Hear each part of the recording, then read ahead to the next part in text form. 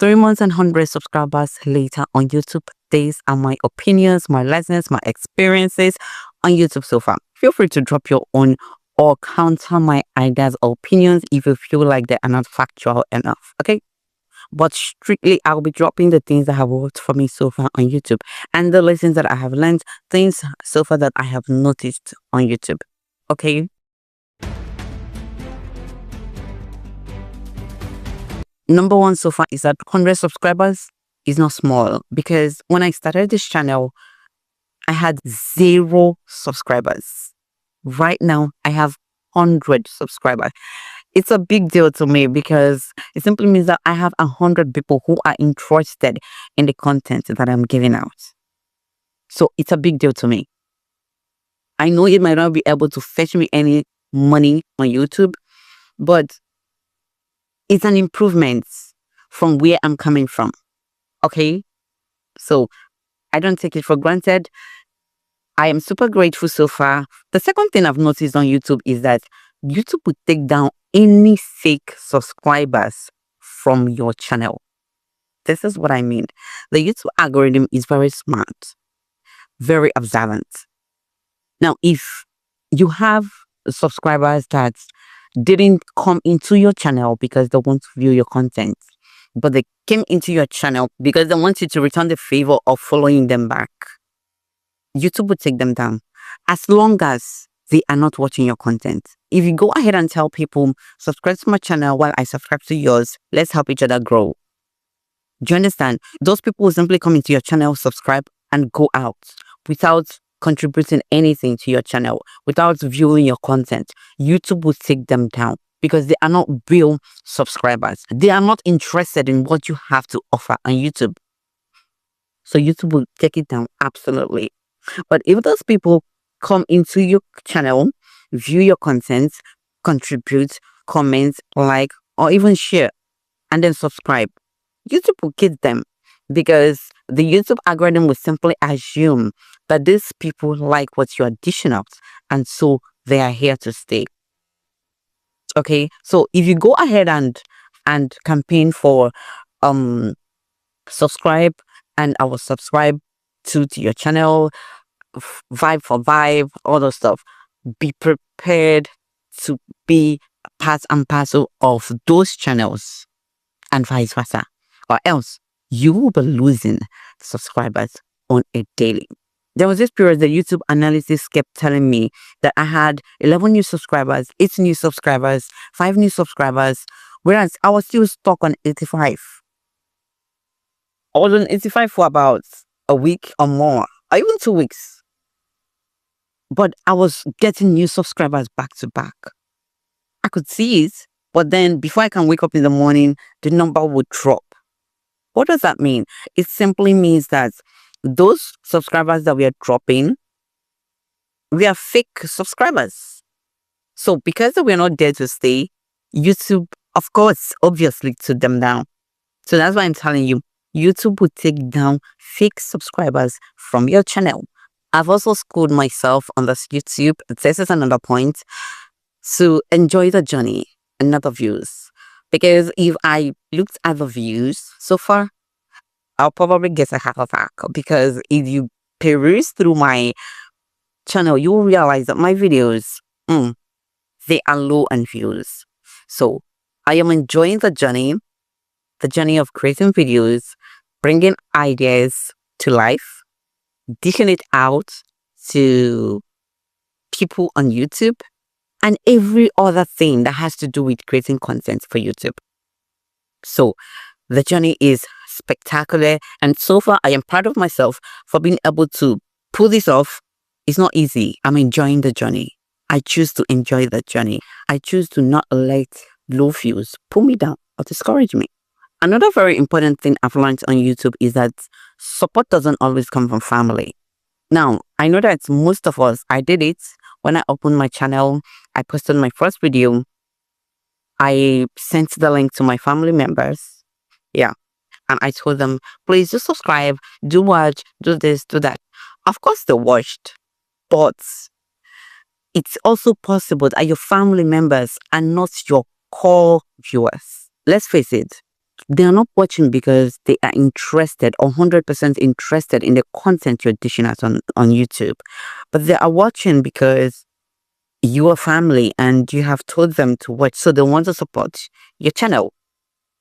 So most of them, if not all of them, will not watch that video to the end.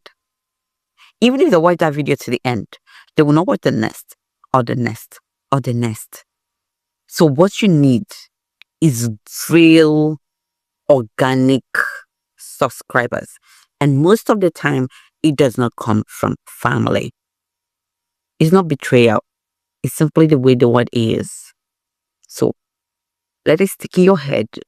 And then help that you need to grow your channel might not come from family. Okay? Another lesson I learned is that creating content is harder than it looks. Now, when you see a content on YouTube or any other social media, this content might be 30 seconds, 5 seconds, 5 minutes, 30 minutes, no matter how long or short those contents are. The poster or the creator actually put in a lot of work. Yeah, because I can take me for an example. I'm a mom. I'm a mother of twins. My twins are almost a year old. Now, I know how long it takes me to edit one video. Editing one video can take me a week because of the responsibilities I have at home. Or even creating content, I will have to wait until my babies are asleep, until I have no more chores to do, stuff like that. So it's not easy bringing out something onto your channel.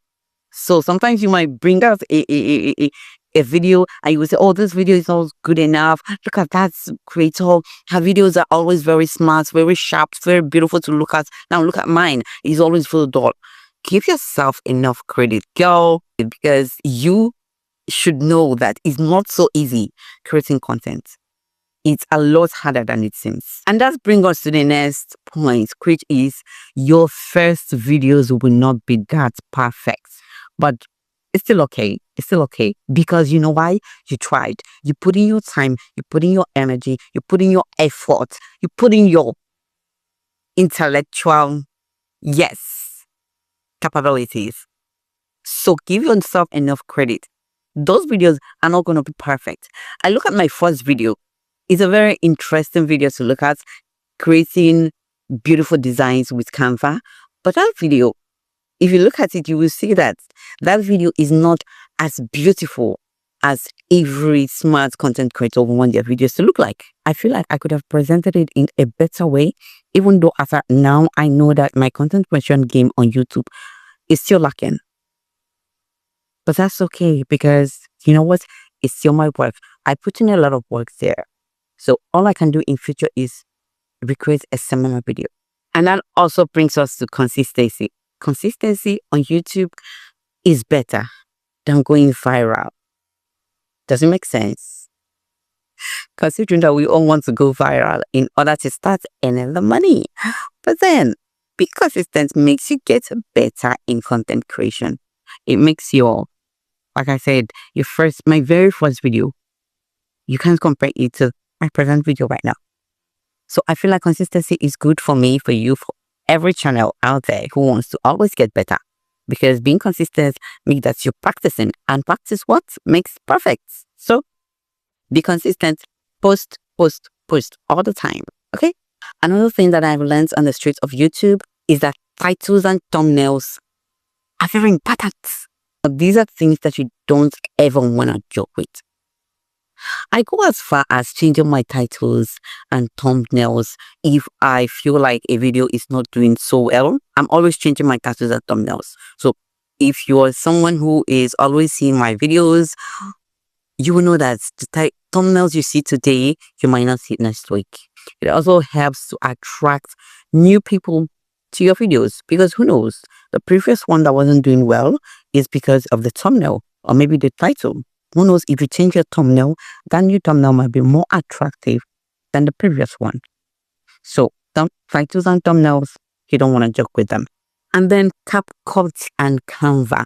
This should be your two best friends if you're a YouTube content creator. At least for me, they're my two best friends. Oh, I forgot. ChatGPT. ChatGPT is also one of my besties.